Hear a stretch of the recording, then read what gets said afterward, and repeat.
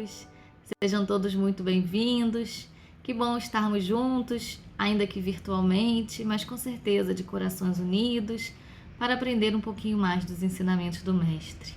Hoje o nosso estudo será conduzido pelo irmão Alberto Leitão, do Centro Espírita Irmã Rosa, que nos brindará com o tema Solidariedade. Antes de iniciarmos a nossa página, gostaríamos de lembrar para aqueles que quiserem colocar ao lado um copo ou uma jarra com água, para que ao longo do estudo, da prece, essa água seja fluidificada pela espiritualidade amiga, que com certeza está trabalhando em prol de todos nós. A página escolhida para hoje é do livro Fonte Viva, psicografia de Chico Xavier, pelo Espírito Emmanuel, e se intitula Fraternidade. Nisto todos conhecerão que sois meus discípulos, se vos amardes uns aos outros. Jesus, João, capítulo 13, versículo 35. Desde a vitória de Constantino, que descerrou ao mundo cristão as portas da hegemonia política, temos ensaiado diversas experiências para demonstrar na Terra a nossa condição de discípulos de Jesus. Organizamos concílios célebres, formulando atrevidas conclusões acerca da natureza de Deus e da alma, do universo e da vida. Incentivamos guerras arrasadoras que implantaram a miséria e o terror naqueles que não podiam crer pelo diapasão da nossa fé. Disputamos o sepulcro do Divino Mestre, brandindo a espada mortífera e ateando fogo devorador. Criamos comendas e cargos religiosos, distribuindo veneno e manejando o punhal. Acendemos fogueiras e erigimos cadafalsos. Inventamos suplícios e construímos prisões para quantos discordassem dos nossos pontos de vista.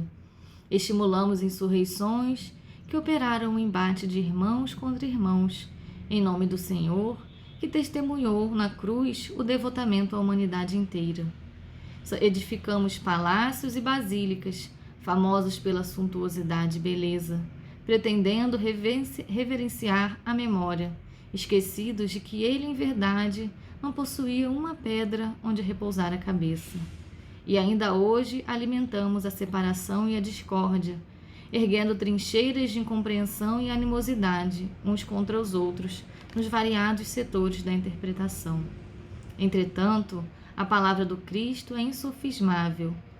Não nos faremos titulares da Boa Nova simplesmente por atitudes exteriores. Precisamos, sim, da cultura que aprimora a inteligência, da justiça que sustenta a ordem, do progresso material que enriquece o trabalho e de assembleias que favoreçam o estudo. No entanto, toda movimentação humana sem a luz do amor pode perder-se nas sombras. Seremos admitidos ao aprendizado do Evangelho, cultivando o reino de Deus que começa na vida íntima. Estendamos assim a fraternidade pura e simples, amparando-nos mutuamente. Fraternidade que trabalha e ajuda, compreende e perdoa, entre a humildade e o serviço que asseguram a vitória no bem.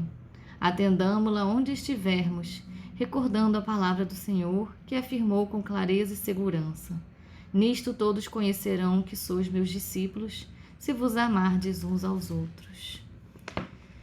E assim, asserenando nossas mentes, nosso coração, elevamos o pensamento a Deus, nosso Pai, Jesus, irmão querido, espiritualidade amiga que nos acompanha. Nesse momento, agradecemos a oportunidade da encarnação, a oportunidade da saúde e também a oportunidade de termos contato com essa doutrina tão consoladora, tão renovadora. Pedimos ainda, Pai, que envolva o nosso querido planeta Terra, que passa por momentos turbulentos, a toda a humanidade que de alguma forma passa por sofrimentos, por apreensões, que todos os corações sejam confortados em suas lutas, que todos aqueles que sofrem, que passam por difíceis provas, possam ser amparados por Ti. Muito obrigada por tudo, Pai, envolvendo com a Sua força e esperança e o Seu querido amor e misericórdia a todos nós, Agradecemos por tudo e rogamos a sua presença conosco, hoje e sempre. Que assim seja. Olá, amigos do Grupo Espírita Francisco de Assis. Que Jesus nos abençoe em mais esta valiosa oportunidade de estarmos aqui nos utilizando dos recursos tecnológicos disponíveis para, em tempos de isolamento social, conversarmos um pouco mais sobre o Evangelho do nosso Senhor Jesus Cristo à luz da doutrina espírita. Nesta oportunidade, nós vamos conversar sobre uma página do livro Palavras de Vida Eterna. Este livro. Vamos conversar sobre o item 92, que se intitula Solidariedade. E é claro que não há como ser diferente, nós vamos colocar nesta nossa análise os tempos atuais que estamos vivendo, da pandemia, do isolamento social, e buscarmos então nessas lições o escudo que o Evangelho nos possibilita para lidarmos com as dificuldades, em especial essas que agora se apresentam. Ora, antes de nós mergulharmos na página proposta para o estudo de hoje, nós vamos trazer uma mensagem do espírito Neio Lúcio nesta outra obra. Jesus no Lar, de Neio Lúcio, recebida através da psicografia de Francisco Cândido Xavier. História essa para nos preparar para a análise da página de Emmanuel, para colocar as nossas mentes e corações na sintonia do tema solidariedade. Ora, Neio Lúcio vai nos contar neste capítulo, que é intitulado Auxílio Mútuo, que Jesus estava ouvindo silenciosamente os seus apóstolos discutirem a respeito das necessidades de salvação. E que quando o silêncio se fez, ele falou de forma muito simples e carinhosa. Falou para os seus discípulos que, numa certa região montanhosa e deserta, de muito frio, 2 homens amigos, que estavam ambos doentes, precisavam atravessar um longo trecho, no inverno, na chuva, e eles já estavam doentes, e iam com muita dificuldade para poderem atingir a hospedaria mais próxima da onde estavam. Mas eis que, em certo momento, surge à beira do caminho uma criança semi-morta. E eles olham para aquele valioso fardo e logo um deles diz irritado: Ora, não tenho tempo para isso. Eu preciso chegar à hospedaria, eu estou doente. E o outro, mais piedoso, fala: Não, meu irmão, olha só, ele é um irmão em humanidade, vamos ajudar essa criancinha.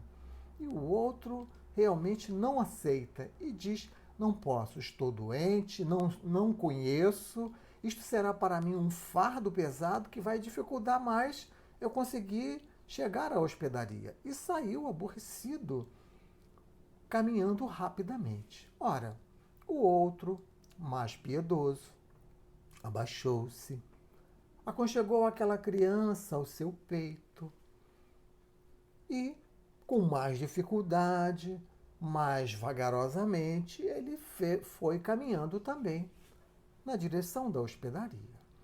E aquela caminhada foi difícil, porque a chuva era metódica, o vento era gelado, e ele foi da medida em que foi possível, até que, com muita dificuldade, ele chegou até a hospedaria com aquela criança no colo.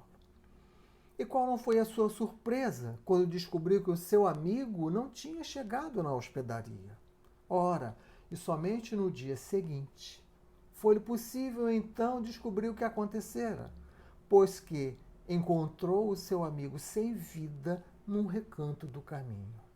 Ele que veio com a sua ideia egoística de se salvar, não conseguiu resistir à baixa temperatura e à chuva e caiu num ponto de alagado e não resistiu ao congelamento.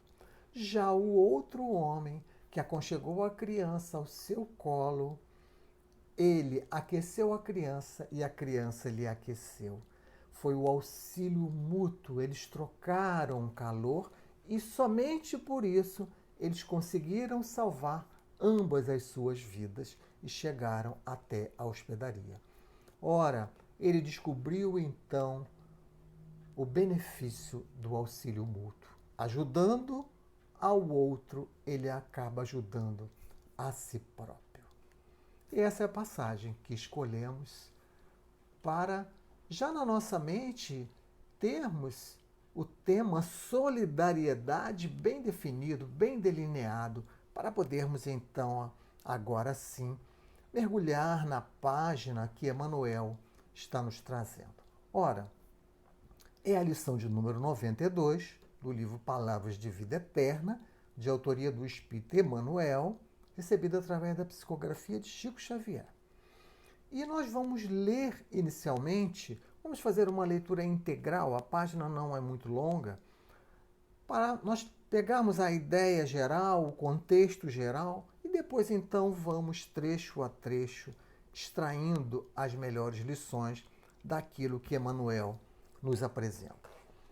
Então, é a lição 92 e Emmanuel vai trazer inicialmente como epígrafe o versículo 15 do capítulo 12 da carta de Paulo aos Romanos, quando então Paulo escreve: alegrai-vos com os que se alegram e chorai com os que choram. E Emmanuel vai comentar este versículo de Paulo dizendo o seguinte: realmente na terra é mais fácil chorar com os que choram. Em muitas circunstâncias, mágoas alheias servem de consolação para nossas mágoas. Quem carrega fardos enormes, como que nos estimula a suportar os estorvos leves. Um desastre qualquer que nos teria acolhido, inclinamo-nos comovidamente para as vítimas, guardando, muita vez, a ilusão de que fomos agraciados por Deus, como se a responsabilidade de moratória e empréstimos que nos são concedidos pela misericórdia divina, dentro da lei, fosse para nós regime de favoritismo e exceção. Ajudar aos que se encontram em provações maiores que as nossas é caridade sublime. No entanto, é forçoso reconhecer que aconselhar paciência aos que choram na posição de superiores tranquilos é o mesmo que falar à margem de um problema, sem estar dentro dele. Com isso, não queremos diminuir o valor da beneficência. Sem ela, nossas mãos se fariam garras de usura e egoísmo, transformaria a terra num manicômio. Desejamos simplesmente afirmar que é mais fácil chorar com os que choram que alegrar-se alguém com os que se alegram.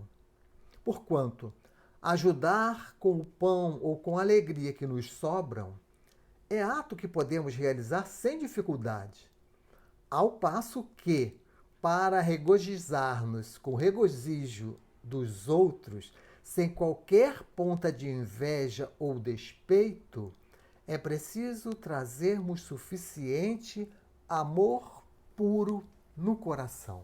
Ora, esta então é a página objeto do nosso estudo de hoje. Vamos trazer alguns trechos para nós, agora sim, pegarmos os detalhes do que Emmanuel está nos dizendo e depois, tendo um pouco de tempo, nós nos aprofundaremos também com outras adições ao tema. Ora, vejam que Emmanuel traz um versículo precioso de Paulo, né? Alegrai-vos com os que se alegram e chorais com os que choram. Porque chorar com os que choram, para nós, é algo relativamente simples. A dor do outro mexe no nosso coração e a gente acaba chorando também com a tristeza do outro. Mas ele nos chama a atenção. Alegrar com os que se alegram. Esse é o ponto crucial da página. E ele começa então comentando: realmente na terra é mais fácil chorar com os que choram. Em muitas circunstâncias, mágoas alheias servem de consolação para nossas mágoas. Quem carrega fardos enormes, como que nos estimula a suportar os estornos leves. Vamos parar nesse trecho para destacarmos algumas coisas, né? Então aqui ele está chamando a atenção. Chorar com a dor alheia é fácil e ele dá algumas explicações para a gente. Por que chorar com a dor alheia é fácil, né? Porque quando a gente vê o outro carregando um fardo mais pesado que o nosso, isso nos traz consolo. Quando a gente chora com a dor do outro, isso nos traz uma pacificação íntima, porque fazer o bem nos faz bem. Então, chorar com a dor do outro, há ganhos para nós. Há ganho de pacificação íntima, há ganho de nós nos consolarmos das nossas próprias dores, né? E nós estamos vendo aí, nesse período que estamos vivenciando da pandemia, do coronavírus, uma série de iniciativas daqueles que estão chorando com a dor do próximo. Iniciativas valiosas que devem ser destacadas, né? Quantas pessoas buscando ajudar aqueles que ficaram sem uma renda, então levando uma cesta básica, levando outras coisas materiais para ajudar, né? Quantos profissionais se colocando à disposição, fazendo plantões e mais plantões, outros se disponibilizando a trabalhar gratuitamente, atendendo as pessoas, enfim. Estamos vendo muitas iniciativas de solidariedade daqueles que estão chorando com os que estão chorando. Estão se associando à dor do outro, né? Emmanuel continua. Num desastre qualquer que nos teria colhido, inclinamo-nos comovidamente para as vítimas, guardando muita vez a ilusão de que fomos agraciados por Deus. Como se a responsabilidade de moratórias e empréstimos que nos são concedidos pela misericórdia divina dentro da lei fosse para nós regime de favoritismo e exceção. Vamos pegar este parágrafo para daí também percebermos algumas coisas importantes que Emmanuel nos fala, né? Ele fala na nossa ilusão de estarmos sendo agraciados por Deus quando a gente vê o outro com uma dor que nós não estamos tendo essa dor. Vejam como que nós somos ainda espiritualmente imaturos, né? Nós imaginamos nessa nossa imaturidade que Deus está nos favorecendo, que estamos dentro de um regime de exceção, né? É a ilusão de que as dores não nos atingirão. Ora, se nós formos estudar bem o Consolador Prometido, a doutrina espírita, nós vamos perceber que, em realidade, Deus só nos manda as dores quando nós estamos prontos para recebê-las. Ele não manda de qualquer jeito. Deus não tem pressa. Deus não quer castigar ninguém. Deus quer educar. Então, quer que a gente aprenda com a dor. Então, dessa forma, ele aguarda o momento propício, onde nós já angariamos as condições para que ele nos mande a dor. E ele manda a dor num dimensionamento perfeito, do tamanho que nós podemos suportar. Ora, se hoje nós não estamos vivenciando dores que estamos vendo outros vivenciarem, talvez seja porque ainda não chegou o momento. Então, não devemos, por isso, ter a ilusão de que estamos sendo agraciados por Deus, de que estamos num regime de favoritismo num regime de exceção, né? A própria pandemia que estamos vivendo, os resultados do que vai acontecer com cada um de nós não sabemos. Isso depende do nosso livre-arbítrio, de como que nós vamos agir dentro de tudo aquilo que está se passando, né? Mas uma coisa fica muito clara dentro dessa pandemia, né? Ela vem nos dar uma lição da necessidade da solidariedade. Ela vem nos sacudir, nos acordar da ilusão materialista e mostrando para nós que nós precisamos ser solidários com o outro. A tal ponto que nós percebemos que quando nós nos protegemos, nós estamos protegendo também o outro. Uma lição de solidariedade que a pandemia nos proporciona. Indo mais à frente, Emmanuel vai então continuar. Ajudar os que se encontram em provações maiores que as nossas é caridade sublime. No entanto, é forçoso reconhecer que aconselhar paciência aos que choram, na posição de superiores tranquilos, é o mesmo que falar à margem de um problema sem estar dentro dele, né? Quer dizer, ele nos traz a importância da caridade, e é importante a caridade do chorar com o que chora, né? E isto é muito importante, principalmente quando nós estamos desprovidos de qualquer interesse, conforme está lá no Livro dos Espíritos, na questão 893, Kardec pergunta aos espíritos qual é a mais meritória de todas as virtudes. E os espíritos respondem que é aquela que se assenta na desinteressada caridade. Então, quando nós estamos chorando com os que choram de forma desinteressada, isto é a virtude mais sublime. Ora, mas Emmanuel está nos chamando a atenção aqui, dizendo que nós aconselharmos, né, de forma superior, não tendo aquela dor que a pessoa está tendo, que é algo que não é difícil para nós, né? Aí nos lembramos até do ditado popular que diz: pimenta nos olhos dos outros é refresco. Então vejam como é mais fácil chorar com o que chora. Esse é o destaque que queremos trazer, né? Do chorar com o que chora. Mas há um ponto importante também para nós destacarmos, né? Nós vamos chorar, mas nós não podemos adoecer ao chorar com os que choram. Porque tem muitos de nós adoecendo com a dor do outro. Porque a televisão vem nos mostrar repetidas vezes cenas de muito sofrimento desnecessárias de serem mostradas até. E nós vamos nos alimentando daquilo. E não só vamos chorando com os que choram, como vamos adoecendo com a dor do outro. Então é preciso que a gente aprenda a chorar com a dor do outro de forma saudável, né? Não mergulhando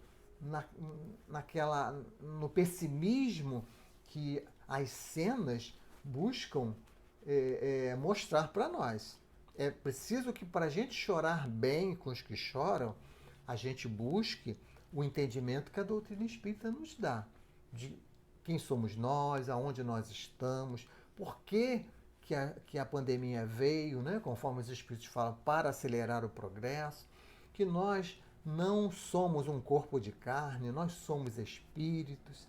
Então, tudo isso, esse conjunto, né, de conceitos, vão nos fazer aprender a ter compaixão do outro, mas sem adoecer.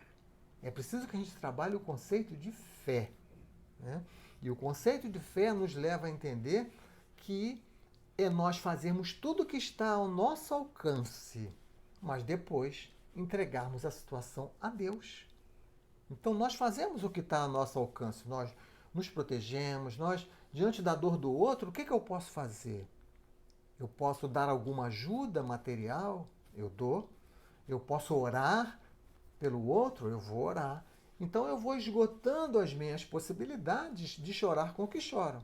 A partir do momento que eu esgotei, que eu não tenho mais nada que eu possa fazer, eu entrego na mão de Deus. E eu não me deixo abater por pessimismo, muito pelo contrário.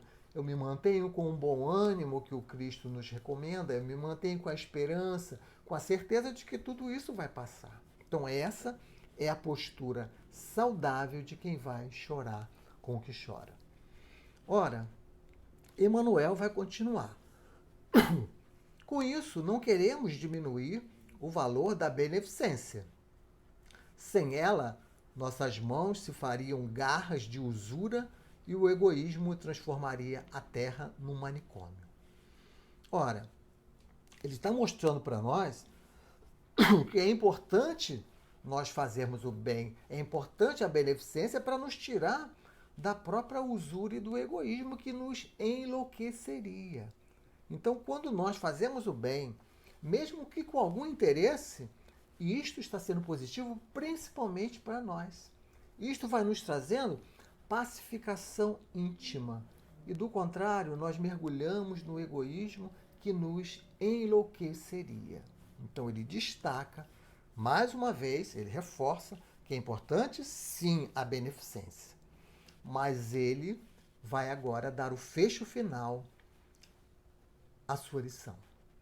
E ele vai dizer então no último parágrafo: desejamos simplesmente afirmar que é mais fácil chorar com os que choram que alegrar-se alguém com os que se alegram. Então ele está apenas afirmando, ele não está dizendo que é errado chorar com os que choram, pelo contrário. Ele está destacando uma série de coisas positivas do chorar com os que choram. Mas ele está dizendo, é mais fácil chorar do que se alegrar com a alegria do outro. E agora ele vai entrar na essência da sua página. Porquanto ajudar com o pão ou com a alegria que nos sobram é ato que podemos realizar sem dificuldade. Ao passo que, para regozijar-se com regozijo dos outros, sem qualquer ponta de inveja ou despeito, é preciso trazermos suficiente amor puro no coração. E aqui Emmanuel chegou no âmago da questão, aonde ele quer valorizar a sua lição, né? Mostrando que ajudar com os que nos sobra, ajudar com o que nos sobra é fácil, mas é importante, sim, né? Quanto mais nós ajudamos com o nosso necessário, mais difícil vai ficando, né? Lembremos da lição do óbolo da viúva, quando ela deposita aquela única moedinha que ela tinha. Então, alegrar-se com a alegria alheia, aí é que está o âmago da questão, a dificuldade. Porque, como Emmanuel nos fala, é preciso que nós estejamos isentos de inveja, isentos de despeito. E aí a gente começa a pensar, né? Quando a gente vê alguém se alegrando, qual é a nossa postura quando a gente vê alguém se alegrando, né?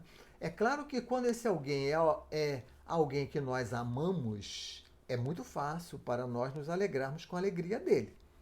Exemplo, um filho que tem um sucesso qualquer na sua carreira, na sua vida pessoal, no seu casamento, enfim, em qualquer situação que um filho se alegra, nós que o amamos nos alegramos também. Por isso que ele coloca lá, é preciso trazer amor puro no coração. Então o ponto que se levanta é, como que eu posso me alegrar com aquele que eu ainda não amo? Ou com aquele que eu tenho uma relação mais superficial? Ou, por outro lado, como que eu faço para não sentir inveja? Porque aí é que está a emoção destruidora, né? A emoção que nos leva a desejar ter os atributos, as posses, né? As habilidades, o status que as outras pessoas têm. Então, para se alegrar com o que o outro tem, eu preciso estar isento de inveja. E aí temos uma série de reflexões que podemos trazer, né? Principalmente que, quando a inveja me impede de me alegrar com a alegria do outro, quem sofre sou eu. Então, este é um ponto já muito importante, né? Os Espíritos, quando lá no Evangelho segundo o Espiritismo, capítulo 5, Bem-aventurados os aflitos, no item Os Tormentos Voluntários, uma dissertação do Espírito Fenelon, está no item 23 deste capítulo, ele vai nos falar desses tormentos que são evitáveis, dentre eles a inveja, o ciúme, né? Aquele que tem inveja, ele cria para si próprio um tormento voluntário, um tormento que não estava na sua programação reencarnatória. Então, isso é o que nós fazemos. As nossas emoções doentes ou as nossas paixões vão trazer para a nossa vida tormentos que não necessariamente precisaríamos ter, né?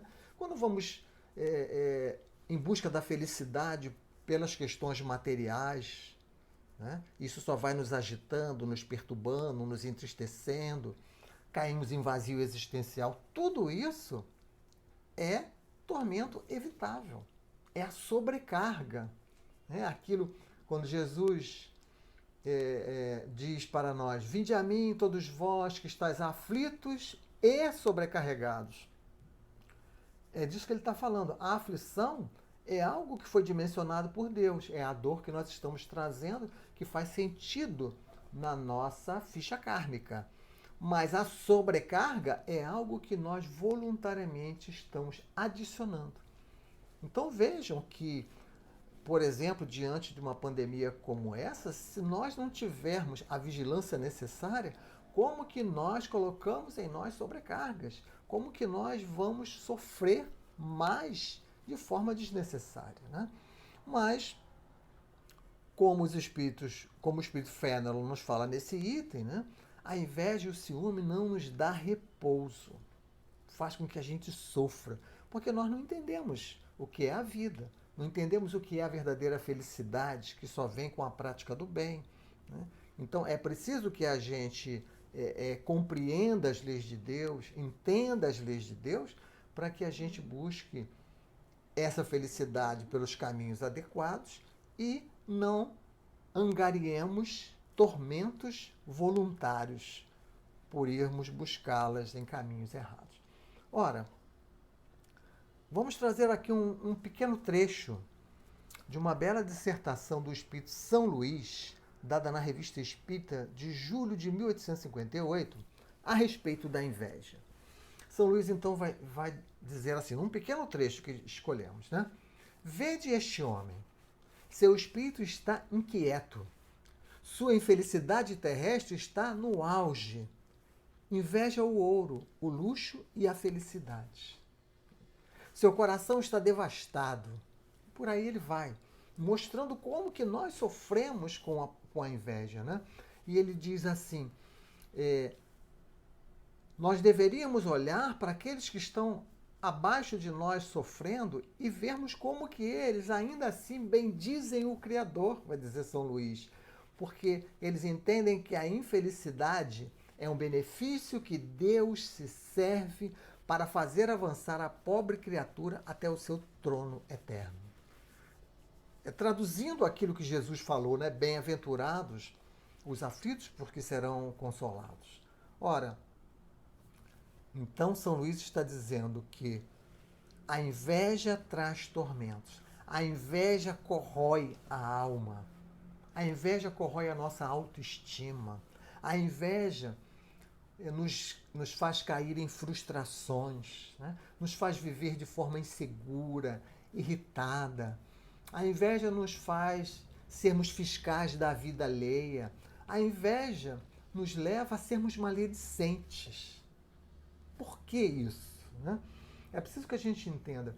Porque aquele que inveja, ele percebendo que ele não tem condições de ter aquele atributo que ele está invejando, já que ele não tem condições de subir até onde o outro está, ele quer então que o outro desça até onde ele está, né?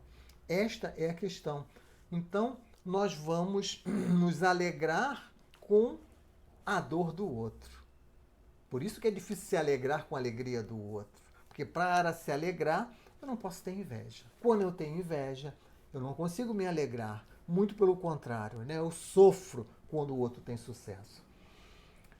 Numa outra dissertação, agora na Revista Espírita de julho de 1860, o Espírito Charlet, também um pequeno trecho, vai dizer assim: o que perde o homem é a razão orgulhosa que o leva a desprezar todo subalterno, a invejar todo superior. A inveja é um desejo doentio. Então, é uma emoção doente. É uma emoção que muitas vezes vai ser confundida com rivalidade, com antagonismo, com hostilidade, né? O invejoso ele vai sempre trazer a ironia no olhar, porque ele quer se fazer superior, quando em verdade ele se sente inferior. Ele tem a sua autoestima baixa, porque ele não consegue ser igual ao outro. Então vejam que isso é um grande equívoco na nossa existência, porque nós ficamos nos comparando com o outro, quando cada um de nós está na sua caminhada evolutiva. Deveríamos, cada um de nós, nos compararmos conosco mesmo. Eu devo me comparar o meu hoje com o meu há 5 anos atrás, há 10 anos atrás, e aí eu vou estar fazendo uma comparação sadia, né? Então, essa inveja nos adoece, nos faz cometer atitudes completamente equivocadas, né? Na Revista Espírita de outubro de 1861, há um espírito que assina o Espírito Protetor do Médium, que ele vai dizer assim: o ciúme nos leva a desejar tudo quanto os outros possuem, sem que percebais que, invejando sua posição, não estareis pedindo senão o presente de uma víbora que acalentareis ao seio. Então, é por isso que nós não conseguimos nos alegrar com a alegria do outro, quando nós temos a inveja, quando nós temos esse ciúme que ele aqui traduz também, né? Então, isso nos faz, por exemplo, quando o outro tem uma conquista, isso representa para nós uma dor. Quando o outro tem uma dor, isso representa para nós uma conquista. Olha que coisa complexa dentro da nossa mente, né? Quando o outro se dá mal, eu me alegro. Quando o outro tem um sucesso, eu me entristeço. Esse é o comportamento do invejoso. Ao invés de nós, ao percebermos o sucesso do outro, isso servir para nós como um estímulo para que nós também possamos atingir a esse ponto em que a competência do outro lhe levou a atingir, né? Então, percebam que, quando a gente analisa friamente, inveja não significa querer ter o que o outro tem. Inveja significa não querer que o outro tenha. Então, é um comportamento emocional completamente doente. E por isso nós não conseguimos nos alegrar com a alegria do outro, como está asseverando Paulo e analisando Emmanuel, né? Paulo vai dizer também: a caridade não é invejosa. Então, quando a gente tem inveja, nós não conseguimos praticar a caridade no real sentido, né? Na sua essência, né? Por isso que o Espiritismo vem para destruir o materialismo, para mostrar para o homem os seus verdadeiros interesses, né? Mostrar para o homem a vida futura, de tal maneira que isso vai implantar entre nós a solidariedade. Quando nós entendemos a vida futura, quando nós temos a certeza da vida futura, entendemos que nós vivemos o nosso hoje como reflexo do ontem, que o nosso amanhã será reflexo do hoje, nós passamos a ser mais solidários uns com os outros. Nós passamos a ser solidários na tristeza e na alegria, como recomenda Paulo e reforça Emmanuel. Ora, no Livro dos Espíritos, na questão 933, os Espíritos perguntam assim: assim como quase sempre é o homem o causador de seus sofrimentos materiais, também o será de seus sofrimentos morais? Veja uma pergunta. Mais ainda é a resposta dos Espíritos. Porque os sofrimentos materiais, algumas vezes, independem da vontade. Mas o orgulho ferido, a ambição frustrada, a ansiedade da avareza, a inveja, o ciúme, todas as paixões, numa palavra, são torturas da alma. Então, vejam o que os Espíritos estão dizendo, né? Como são tormentos voluntários. As questões materiais, muitas vezes, independem da nossa vontade. Viemos, por exemplo, numa programação reencarnatória para vivermos com dificuldades materiais. Isso será inevitável. Agora, como nós vamos viver essas dificuldades materiais, isto vai depender de nós. E aí é que vão entrar os tormentos voluntários, né? Aquele que inveja, ele não tem calma, ele não tem repouso, né? É como se estivesse sofrendo de uma febre que não passa, que não vai embora. São os suplícios voluntários. Ora, na questão 967 do Livro dos Espíritos, para nós concluirmos as nossas reflexões, os Espíritos perguntam: em que consiste a felicidade dos bons espíritos? Em conhecerem todas as coisas, em não sentirem ódio, ciúme, inveja e ambição. Então aí está o segredo da felicidade. É quando nós só desejamos o necessário, é quando nós fazemos o bem, é quando nós nos envolvemos com o bem, para nós então recebermos o bem, né? Não sentimos ódio, não sentimos inveja, não sentimos ciúme, né? Não experimentamos nenhuma angústia da vida material. Dizem os Espíritos, são felizes pelo bem que fazem. Então aí está a possibilidade de nós nos alegrarmos com os que se alegram, quando nós vamos percebendo que ser feliz é uma consequência natural de ser bom. Ora, e concluindo então agora as nossas reflexões, que nos levam a pensar, né, de como essa pandemia está trabalhando a nossa solidariedade, né? Nós lembramos lá daquele encontro de Jesus com seus apóstolos na última ceia, né? Quando ele vai dizer assim: eu vos digo isto para que minha alegria esteja em vós e vossa alegria seja plena. Ou seja, eu vos digo isto, são os ensinos do Cristo, para que a gente se alegre como o Cristo se alegra. E quando a gente se alegra como ele se alegra, nós nos alegramos com a alegria dos outros. Nós descobrimos o mandamento sublime que ele nos deixou, que é a lei de solidariedade. Amai-vos uns aos outros, como eu vos amei. Aproveitemos este momento de isolamento social, de pandemia, que está nos dando a oportunidade de mergulharmos dentro de nós para refletirmos sobre as nossas verdadeiras emoções, para nós assim sairmos com toda certeza dentro em breve desse isolamento, mas de forma de uma forma melhor, de uma forma mais adequada, né? Evolutivamente falando. Então, agora agradecendo a atenção de todos, rogando a Jesus que abençoe cada lar que está nos ouvindo nesse momento, nós vamos fazer a nossa prece final. Querido Mestre Jesus, queridos amigos espirituais, muito obrigado, Senhor, por esta oportunidade de estarmos aqui refletindo sobre as suas lições e encontrando material sólido, Senhor, para vivermos os tempos difíceis que estamos vivendo. Abençoe a cada lar que agora nos ouve, que as energias benfazejas emanadas pelos bons espíritos possam chegar até cada lar, envolver a cada familiar e que possa despertar em nós, Senhor, a confiança no Pai, a confiança nos bons espíritos, para nos mantermos tranquilos, serenos, passando por este momento com bom ânimo, como o Senhor sempre nos recomendou. Que a sua paz, Senhor Jesus, que o seu amor possa nos abençoar em mais esta oportunidade. Muito obrigado pela atenção de todos. Muita paz.